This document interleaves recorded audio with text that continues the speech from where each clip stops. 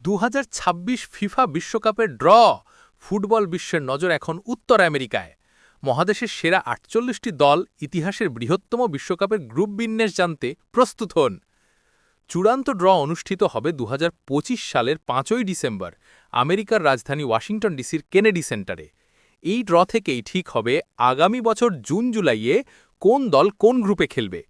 এবারই প্রথম ৪৮টি দলকে নিয়ে হবে বিশ্বকাপ, যা ১৬টি শহরে আয়োজিত হবে, কানাডা, মেক্সিকো এবং আমেরিকাতে।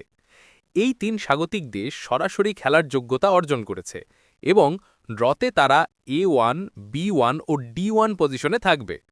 মোট ৪ পটে বিভক্ত দলগুলো ১২টি গ্রুপে ভাগ হবে। প্রতিটি গ্রুপে থাকবে ৪টি করে দল।